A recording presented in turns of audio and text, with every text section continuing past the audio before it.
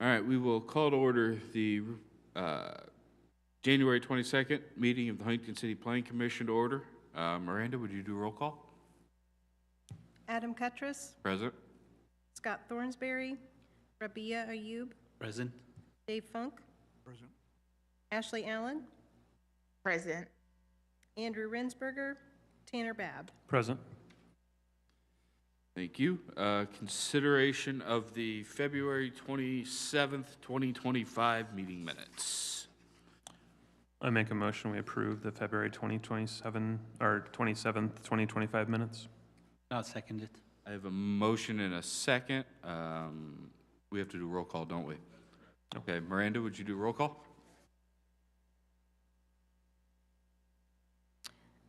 Adam Cuttress, Yes. Rabia Ayub, Yes. Dave Funk, Yes. Ashley Allen, Yes. Tanner Babb. Yes. All right, thank you. And we'll move on to the administrative matters on the agenda for tonight. The first item, election of president. It is currently myself.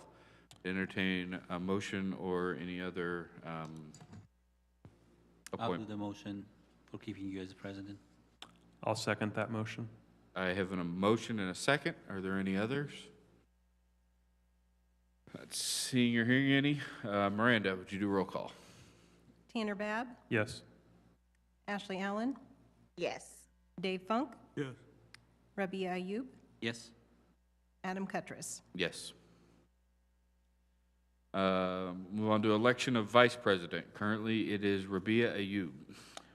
I'll make a motion for Rabia to stay in his role as vice president. I'll second. Are there any others?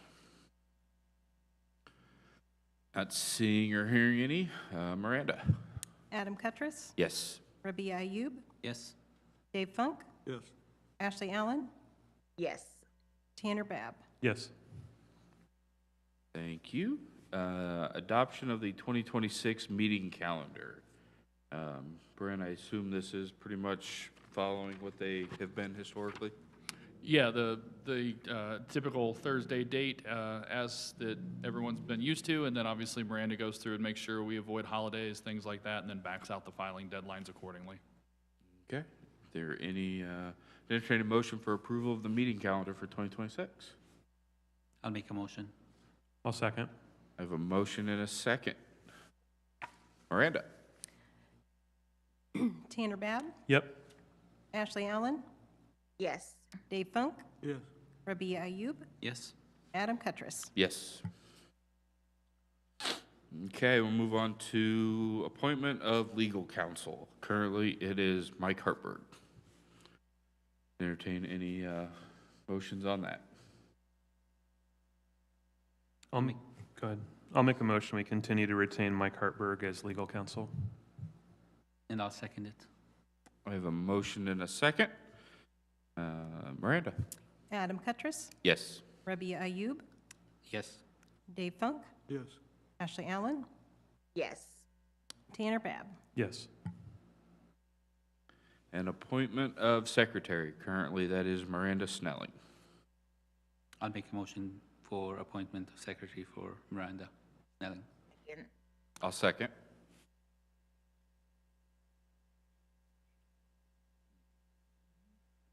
Tanner Babb, Yes. Ashley Allen, Yes. Dave Funk, Yes. Rabia Ayub, Yes. Adam Cuttress. Yes. Appointment of BZA member. Currently, that is Ashley Allen. I'll make a motion that we continue to have Ashley Allen be our BZA member representative. And I'll second it. I have a motion and a second. Miranda? Adam Cuttress, Yes. Rabia Ayub, Yes. Dave Funk, Yes. Ashley Allen, Yes. Tanner Babb. Yes. Okay. The next item, appointment of plat committee members. Currently, those members consist of Nate Getz, David Toish, myself, with Bryn Keplinger, Shad Paul, and Miranda Snelling as alternates. Would entertain any motions on that or recommendations. I would recommend we continue to retain the current members of the Plat Committee, including Nate Getz, Dave Tush, and Adam Cutress, and then Bryn Keplinger, Shad Paul, and Miranda Snelling as alternates. Second. I'll second it. Ashley, second. All right, thank you. Miranda? Tanner Babb, Yes. Ashley Allen, Yes. Dave Funk, Yes. Rabia Ayub, Yes. Adam Cutress. Yes. Moving on to the next item, appointment of Development Plan Committee members. Currently, it is the same slate of Nate Getz, Dave Toish, and myself, along with Bryn Keplinger, Shad Paul, and Miranda Snelling as alternates. I'll entertain the motion for Development Plan Committee members to retain them as is. Nate, Dave, Adam, and Bryn, and Shade and Miranda as alternates. I'll second the motion. Thank you. I have a motion and a second. Miranda? Ashley Allen, Yes. Rabia Ayub, Yes. Tanner Babb, Yes. Dave Funk, Yes. Adam Cutress. Yes. Next item is appointment of hearing officer. Currently, that is Bryn Keplinger. I'll make a motion we continue to retain Bryn Keplinger as hearing officer. I'll second it. I have a motion and a second. Any other recommendations? Miranda? Adam Cutress, Yes. Dave Funk, Yes. Tanner Babb, Yes. Rabia Ayub, Yes. Ashley Allen. Yes. Looks like the last appointment would be appointment of representative to the County Plan Commission. Currently, that is myself. I'll make a motion we continue to have Adam Cutress be our representative to the County Plan Commission. And I'll second it. I have a motion and a second. Miranda? Ashley Allen, Yes. Rabia Ayub, Yes. Tanner Babb, Yes. Dave Funk, Yes. Adam Cutress. Yes. Moving on to adoption of the revised rules of procedure, the 2026 update. Brian, I think I'll turn it over to you now. Thank you. Everyone received in their packet a draft of those rules of procedure. From time to time, as staff, we like to go through those rules to make sure that there's been a couple of things, no statutory state law changes, which would require us to modify those rules. Two, that the rules continue to function as we do administratively in the office, and vice versa, that we administratively function in accordance with those rules. Things do change and evolve from time to time, and so as we streamline administrative procedures and things like that. And then in light of, again, statutory changes, current climate of happenings and workload, just looking at ways in which we can tweak or make efficiencies to those. So I did provide those to you in the form of track changes, so we'll just go on right on through.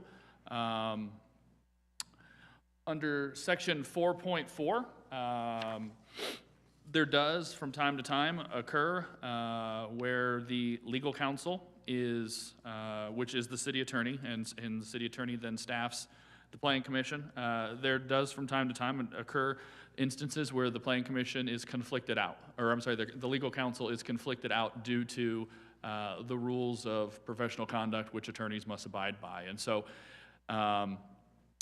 this is really being amended or proposed to be amended in the rules to streamline things for you, and then subsequently in the BZA theirs as well, so that you guys don't have to have another meeting to go through the administrative things and name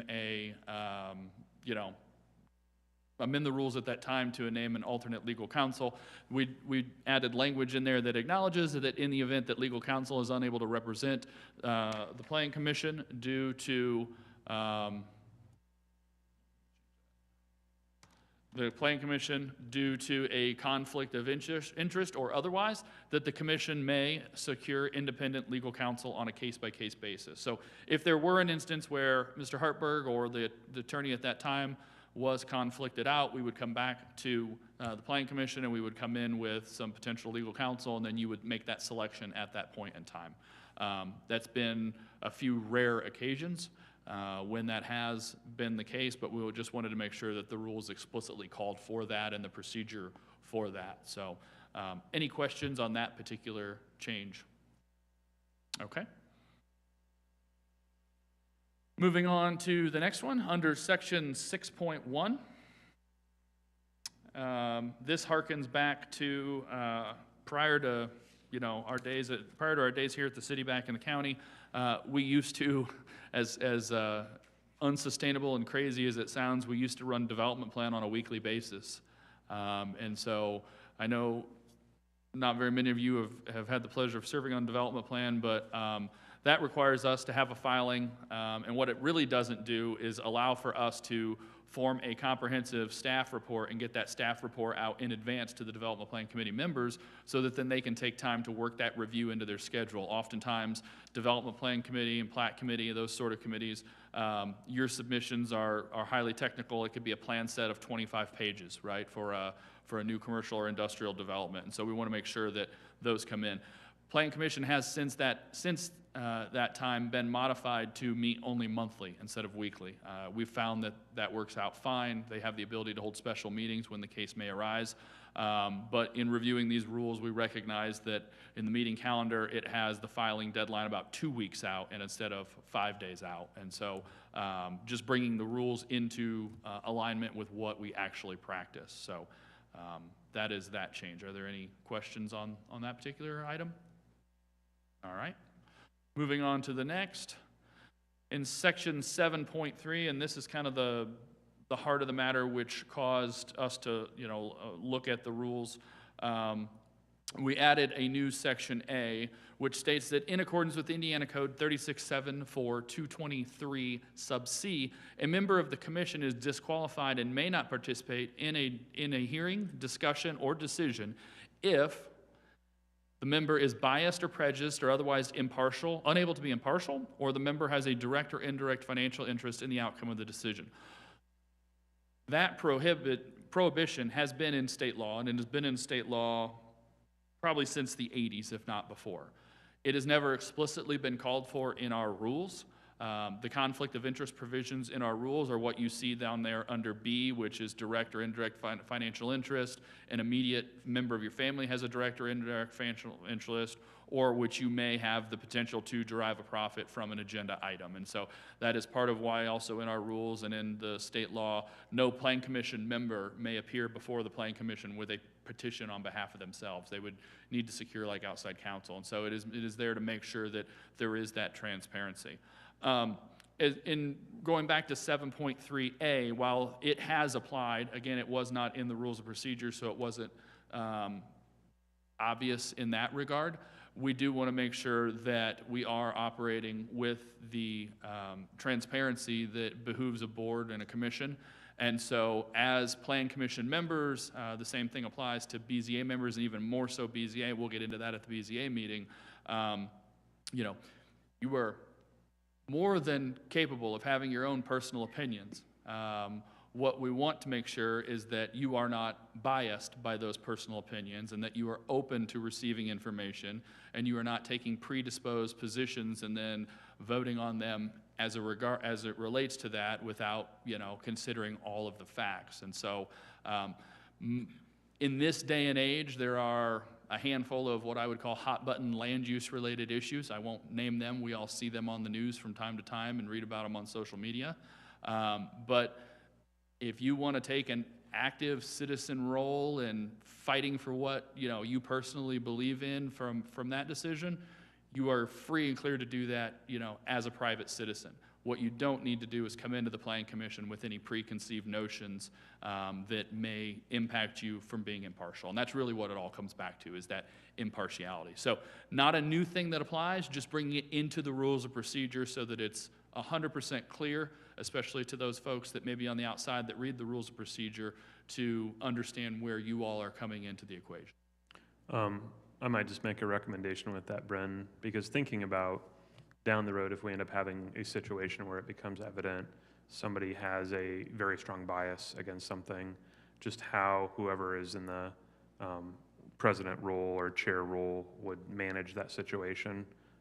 Because we talk about, yeah, you would be unable to contribute in that discussion, but just in terms of policy and procedure, how you go about managing that in the moment might be good to go over with us. So. Yes, okay. And if you think that, you know, additional considerations in the language are necessary, I can certainly take that back to legal and we can hammer that out. Unfortunately, we've just copied verbatim state law, but. Yeah, I think it's more like if it becomes evident where we're talking about an issue and somebody feels very strongly to where it's evident there's a very strong bias here, how would we need to move? Is it a motion to, I think this person needs to step out and we vote on that and. Yeah, and I agree. The nice thing is that the complement of members that we have at this point in time and have in recent memory, you're all very astute and aware of those sort of things, and I have all the faith in the world. But as you kind of alluded to, things aren't always the same. People change roles, people come, people go, things like that. So I appreciate that. Section B is not a whole lot of new, kind of rewording based on some advice from the legal team, and then just making it clear that if you are conflicted out, you're not going to sit out here in the gallery and observe. You know, some folks may see that as, you know, you're winking or nodding to other voting members, and so it's just best for the sake of transparency if you leave the hearing room and don't participate at all. And so that is actually in that statute as well. Any questions on those? All right. And in your packet too, I did print out that section of state law so you can see that verbatim language that it has. Following up in that particular 7.3, just because we've shifted and added a new A, then B becomes C and C becomes D and things like that. So nothing material in those. That is, I believe, the extent of all of the proposed changes.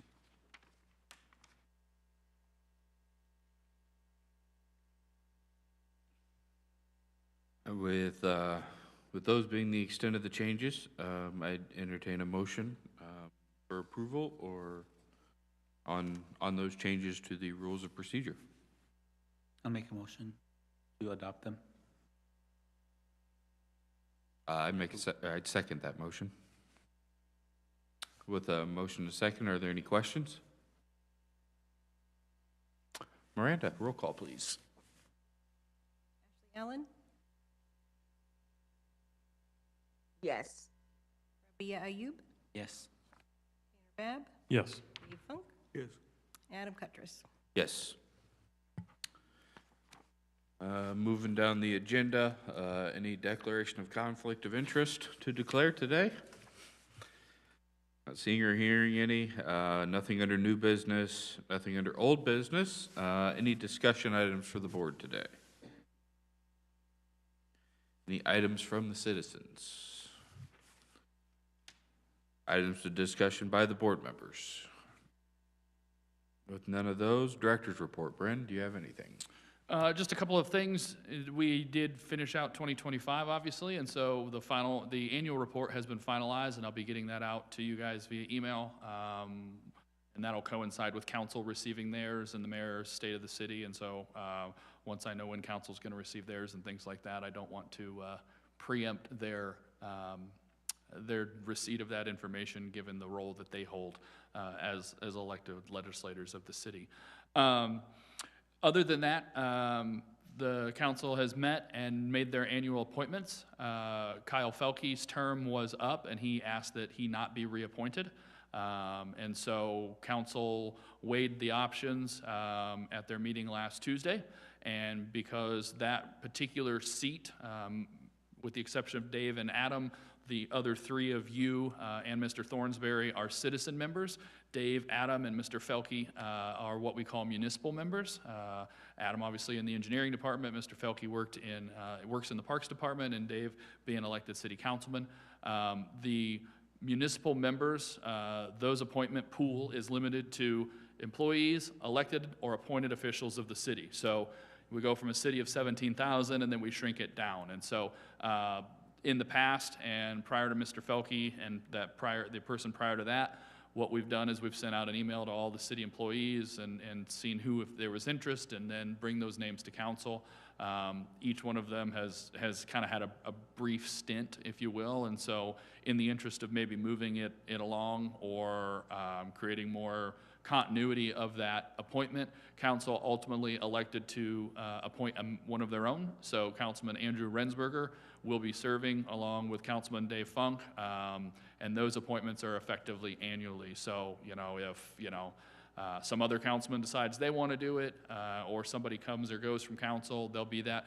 Council does have annually the prerogative to swap that appointment if, Dave says, I'm the only guy that wants to do it, and Andrew says, I don't want to do it, or whatever the case may be, and so they can, at any point in time, swap that out. But just to let you guys know, there will be a new face.